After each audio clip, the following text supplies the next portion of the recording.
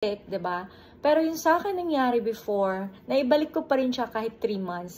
As a customer, naibalik ko pa rin siya kahit 3 months na nakatambay doon sa kwarto ko. Kasi may time kasi ako na bumibili ako ng mga gamit or mga nagsha-shopping ako, tapos hindi ko yan nabubuksan kaagad.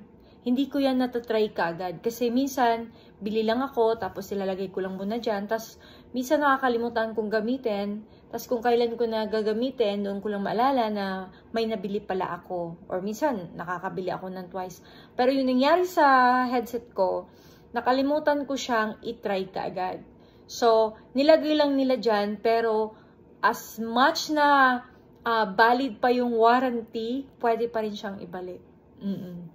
So, item must be returned in their original condition, unused with tag, and in the original packaging. Hindi rin to totoo.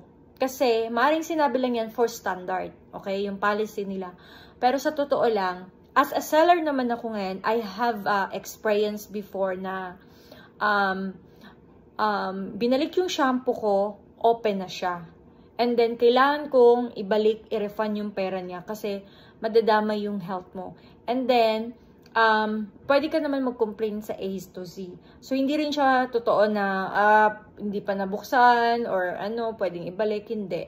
Si Amazon, dun lang tayo dun lang tayo lugi minsan. Kasi, whether nabuksan o hindi, at nabuksan man yan, ibabalik mo yan no matter what. Para lang in the sake of our health sa store natin, no?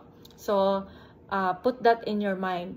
And then, once the return is processed, the customer typically receive a refund within 3 to 5 days. So, this is true talaga. Minsan, 3 to 5 days, bumabalik na sa kanila yung refund nila na pera. So, possible reason mga nagbabalik, no? Sometimes, both nila by mistake. And then, sometimes naman, no longer needed. And then, sometimes naman, better po. Halimbawa, dumating siya ng pwede, kasi sa iba, di ba, 1 week, mga 2 weeks yata sa mga ibang platform, no, like Shopee. Pero sa Amazon, nilagay nila dyan in 30 days, dapat ibalik, di ba? Pero yung sa akin nangyari before, naibalik ko pa rin siya kahit 3 months.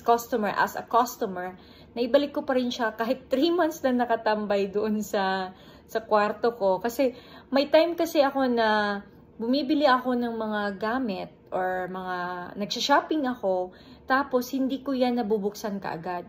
Hindi ko yan natatry kaagad. Kasi minsan, bili lang ako, tapos ilalagay ko lang muna dyan. Tapos, minsan,